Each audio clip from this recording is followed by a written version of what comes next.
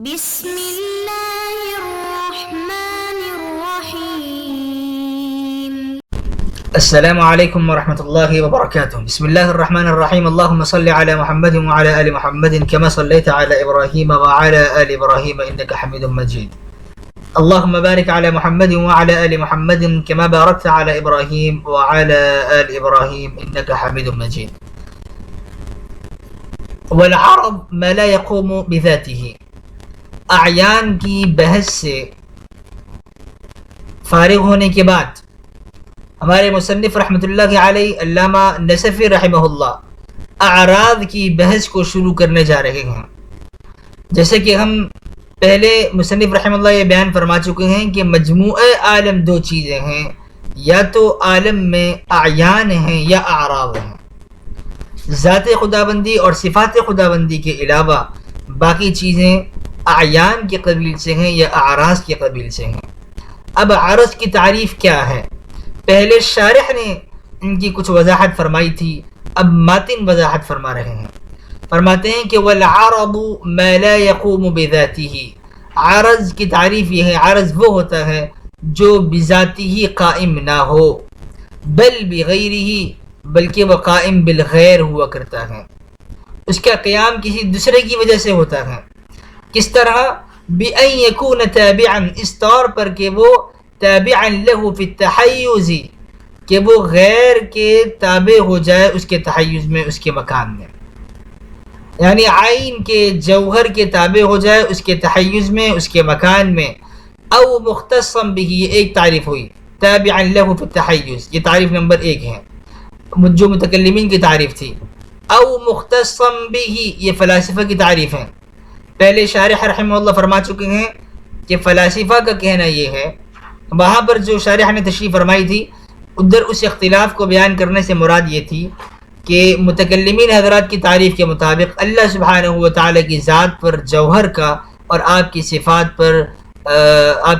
پر اعراض کے لفظ اس کا اطلاق کرنا درست نہیں ہے. لیکن چونکہ فلاسفہ کی تعریف مختلف تھی، لفظ جوہر اور عرض وہی ہے لیکن تعریف میں اختلاف تھا، تو ان تعریف کی روح سے فلاسفہ نے اللہ سبحانہ و تعالی پر جوہر کا اور آپ کی صفات پر اعراض کے لفظ کا اطلاق کیا ہے.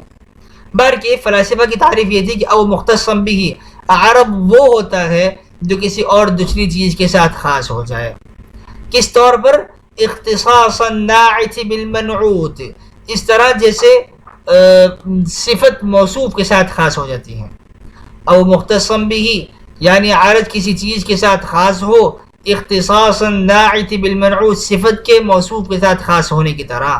علی ما سبق، جیسے کہ پہلے گزر چکا ہے، پہلے ہمارے شارح نے بیان فرمایا تھا اور ابھی اسی شرح کی طرف آپ اشارہ فرما رہے ہیں. علی ما سبق جیسے پہلے ہم اس کی اشارہ کر چکے ہیں. لا بمعنی، ابھی ایک تیسری تعریف ہے جو تعریف بعض لوگوں نے کی ہے لیکن ہمارے شارح کو پسند نہیں آ رہی، تو وہ اس پر رد فرما رہے ہیں.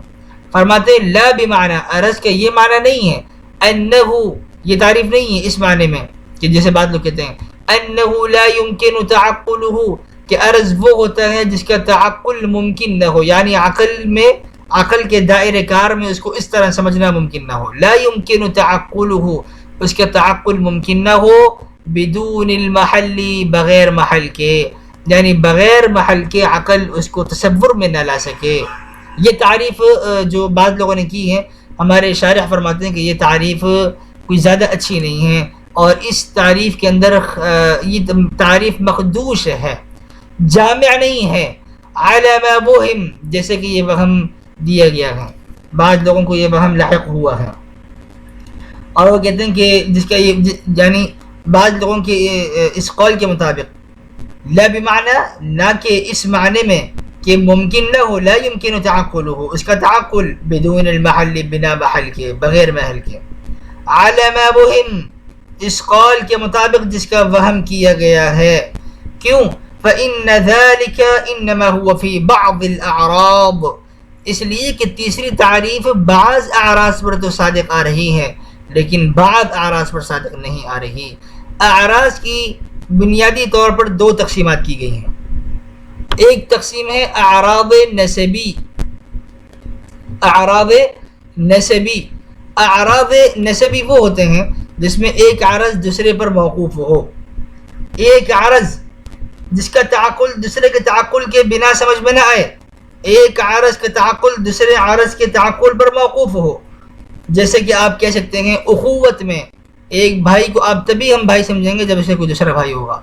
ابوت میں جب اولاد ہوگی تو ابوت کا تصور قائم ہوگا.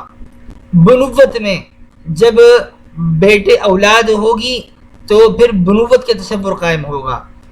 ابوت کے باپ ہو، بنوت بیٹے ہوں، اخوت بھائی ہو، تو ایک چیز کا تعقل ہمیں تبھی ممکن ہوگا جب ہم اس کے دوسری چیز کو سمجھ لیں گے، یعنی ایک چیز کا تعقل دوسرے پر موقوف ہو. اس کو آپ نسبی کے نام سے جانتے ہیں. اور عرض کی ایک دوسری قسم ہے جس کو ہم کہہ سکتے ہیں غیر نسبی. عرض کی دوسری قسم ہے غیر نسبی، یعنی اس میں ایک چیز کا دوسرے چیز پر انحصار نہیں ہوتا. غیر نسبی وہ ہے جس کا تعقل دوسرے کے تعقل پر موقوف نہ ہو، اور اس میں کم اور کیف وغیرہ کو بیان کیا جاتا ہے. حکماء کے نزدیک یعنی فلاسفہ کے ہاں اعراض کی کتنی قسمیں ہیں، چونکہ آگے تو متکلمین کی قسمیں آ رہی ہیں، میں اختصاراً ان کو بیان کر دیتا ہوں. عرض کی فلاسفہ نے 9 تقسیمات بیان کی ہیں. اضافت بنیادی طور پر تو وہی 2 تقسیمات ہیں کہ عرض 2 ہیں، یا اگر ہم عالم کو لے لیں تو عالم کی 2 قسمیں بنتی ہیں، جوہر اور عرض. پھر جوہر کی آگے مرکب غیر مرکب 2 قسمیں بنتی ہیں، اور وہ ہم پیچھے پڑھ چکے ہیں. عرض کی 2 قسمیں ہیں، نسبی غیر نسبی.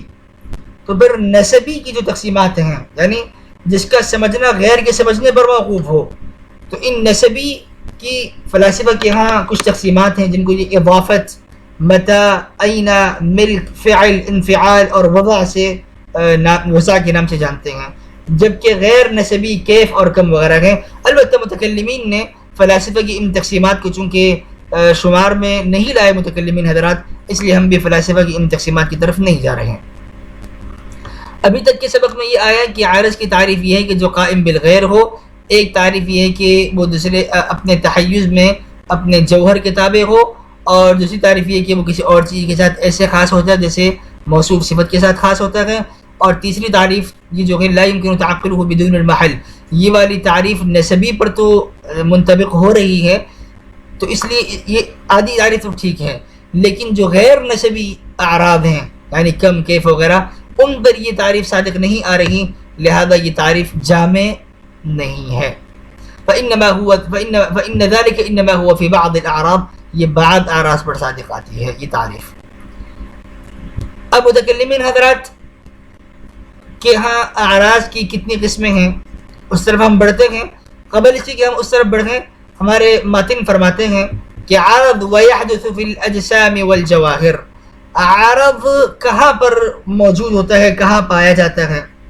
تو فرماتے ہیں کہ ويحدث، عرض پیدا ہوتا ہے فی الاجسام والجواہر، اجسام میں اور جواہر میں. اب یہ تو علامہ نصفی رحمہ اللہ نے فرما دیا. علامہ تفتزانی رحمہ اللہ فرما رہے ہیں، اور وہ بھی صیغہ مجہول کو لا رہے ہیں، یعنی صیغہ تمریز یا صیغہ مجہول لا رہے ہیں کہ قیل کہا جاتا ہے. کس کے متعلق؟ اس جملے کے متعلق جو آخر میں کہا گیا کہ وَيَحْدُثُ فِي الْأَجْسَامِ وَالْجَوَاهِرِ، اس کے متعلق کہا جاتا ہے کہ یہ جملہ هو من تمام التعریف، یہ تعریف کا تتمہ ہے، تعریف کا تتمہ ہے. احترازا عن صفات اللہ سبحانہ وتعالی، اللہ سبحانہ وتعالی کی صفات سے احتراز کرتے ہوئے کہ اللہ سبحانہ وتعالی کی صفات جو ہیں وہ اعراض میں داخل نہ ہوں. تو ہمارے شارح فرما رہے ہیں، کہا یہ جا رہا ہے کہ یہ تعریف کا تتمہ ہے. یہاں پر کچھ عبارت یہاں نہیں ہے جو شرع کی مزید عبارت ہے جو ہمارے علامہ نصفی رحمہ اللہ، علامہ تفتزانی رحمہ اللہ نے بیان فرمائی ہے، اور وہ تعریف عبارت ہے وقیل، اور کہا جاتا ہے کہ یہ تعریف کا تتمہ ہے، اور کہا جاتا ہے کہ یہ اس کے بیان کے حکم میں ہے. لا بل هو بیان حکمہ، وقیل لا بل هو بیان حکمہ، نہیں بلکہ یہ اس کے حکم کا بیان ہے. بل ہوا بیان حکمہ، کہ یہ جو ویحدث فی الاجسام کا لفظ ہے بل ہوا بیان حکمہ، کہ اس کے حکم کا بیان ہے. اب جن حضرات نے اس کو تعریف کا تتمہ کہا، ان حضرات نے اللہ سبحانہ و تعالیٰ کی صفات سے اعتراض کرتے ہوئے وَيَحْدُثُ فِي الْأَجْسَامِ وَالْجَوَاهِرِ کے جملے کو تعریف کا تتمہ کہا تاکہ اللہ سبحانہ و تعالیٰ کی صفات اعراض کی بحث سے نکل جائیں. وقیلا، اور ایک دوسرا قول یہ بھی اختیار کیا گیا، دوسرا قول یہ بھی کہا جاتا ہے کہ نہیں، بلکہ وَيَحْدُثُ فِي الْأَجْسَامِ وَالْجَوَاهِرِ بل ہوا بیان حکمہ، یہ عرض کے حکم کا بیان ہے. کہ عرض کا حکم کیا ہے؟